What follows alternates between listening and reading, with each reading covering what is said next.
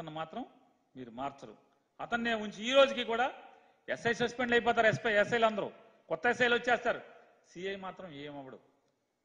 DSP suspend అయిపోతాడు, SP suspend అయిపోతాడు, అందరూ కొత్త వాళ్ళు వచ్చేస్తారు. అతను మాత్రం అతనే ఉంటాడు. ఎందుకని? ఐజీ ఉన్నంతకాలం ఇతను ఉంటాడు.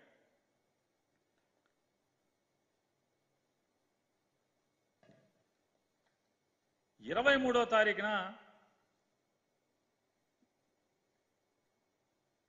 ఎమ్మెల్యే ఒక టీడీపీ కార్యకర్తని హత్యాయత్నానికి పురుగొల్పినట్టుగా, అట్లాగే మళ్ళొక మహిళని చంపుతానని బెదిరించినట్టుగా ఎఫ్ఐఆర్ కడతారు 23వ తారీఖున. ఇది ఎప్పుడు జరిగిందని? 13వ తారీఖున జరిగిందని. 13వ తారీఖున పిన్నెల్లి రామకృష్ణారెడ్డి గారు ఒక టీడీపీ కార్యకర్తని హత్యాయత్నానికి పురుగొల్పాడంట. ఎవరినో గిల్లి, అరే నువ్వు వెళ్ళి ఆయన చంపేరా అని చెప్పి అన్నాడని చెప్పని ఒక కేసు. ఏది కారంపూడి ధ్వంసరచనలో కాకుండా మళ్ళీ ఇదొక కేసు. మళ్ళీ ఒక అమ్మాయిని బెదిరించాడంట, నిన్ను చంపేస్తాను జాగ్రత్త అని. ఈ 2 ఎఫ్ఐఆర్లు ఎప్పుడంటే 13వ తారీఖు జరిగితే 23వ తారీఖున 11 రోజుల తర్వాత ఎఫ్ఐఆర్ కడతాడంట. 13వ తారీఖు అక్కడే పోలీసులు ఉన్నారు, 14 పోలీస్ స్టేషన్లో పోలీసులు ఉన్నారు, 15 పోలీసులు ఉన్నారు, ఎస్పీ ఉన్నాడు ఊళ్ళో, డిఎస్పీ ఉన్నాడు ఊళ్ళో. 17వ తారీఖు సిట్ వచ్చింది, మాచర్ల కారంపూడి వచ్చింది, పాల్వాయి గేట్ వచ్చింది, అన్ని ఊళ్ళో వచ్చారు. సిట్టు కూడా చెప్పరు. 18వ తారీఖు సిట్టు కూడా ఇలా జరిగిన గొడవలని కూడా చెప్పరు. లోకేష్ ట్వీట్ తర్వాత ఎలక్షన్ కమిషన్ 27వ తారీఖు పిన్నెల్లి రామకృష్ణారెడ్డిని అరెస్ట్ చేయండి అని చెప్పిన తర్వాత ఈ కేసులన్నీ కడతారు 23వ తారీఖున. ఇది పోలీసు వ్యవస్థేనా అని అడుగుతున్నాను. ఇంత పచ్చిగా, ఇంత నిర్లజ్జగా వ్యవహారం చేస్తామా? 13వ తారీఖున సంఘటన జరిగిందని చెప్పిన ఆడెవడో వచ్చి అంటే మీరే అంటే ఎమ్మెల్యేని ఏదో రకంగా జైల్లో పెట్టాలి, ఎమ్మెల్యేని వేటాడాలి, ఎమ్మెల్యేని వెంటాడాలి, ఏదో రకంగా టీడీపీ వాళ్ళతో పురుగొల్పి ఎమ్మెల్యేని హత్య చేయించాలి. ఇంతే కదా? ఇది కాదా మీ అందరి మధ్యలో ఉన్నది? మరి ఎమ్మెల్యే మీకు చెప్పాడు కదా 14వ తారీఖున నా మీద హత్యాయత్నం జరుగుతుంది, పోలీసు గట్టిగా అలర్ట్ అవ్వండి అని చెప్పని మీకు చెప్తే ఏం చేశారు మీరు? అప్పటి వరకు ఎమ్మెల్యే ఇంటి దగ్గర ఉన్నటువంటి పారామిలిటరీ బలగాల్ని తొలగించారు మీరు. పిన్నెల్లి రామకృష్ణారెడ్డి ఇంటి దగ్గర ఉన్నటువంటి పోలీసు బలగాలను ఎందుకు తొలగించారు 14వ తారీఖు? ఎమ్మెల్యే చెప్పుకున్నాక, అయ్యా తెలుగుదేశం వాళ్ళందరూ కూడా నన్ను చంపటానికి మా ఇంటి మీదకి వస్తున్నారు మాచర్ల అని చెప్పి రాతపూర్వకంగా మీకు చెప్పుకుంటే, ఫోన్ చేసి చెప్పుకుంటే ఏంటయ్యా మీరు చేసిందంటే పారామిలిటరీ బలగాల్ని తొలగించారు. కావాలంటే ఆన్ రికార్డ్ ఇది.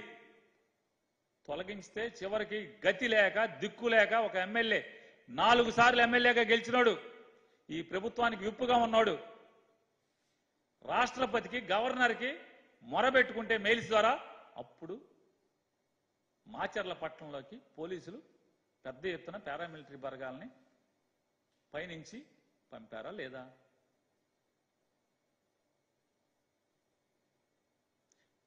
దీని అంతటికీ ఎవరు ప్లానింగ్? ఎందుకు చేస్తున్నారు?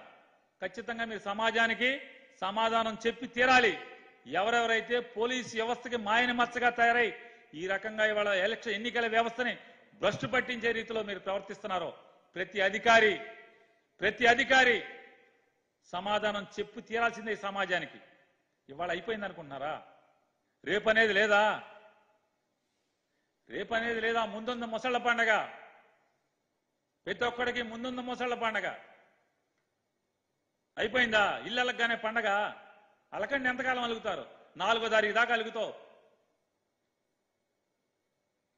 ఇల్లు అలుగు 4వ తారీఖు దాకా.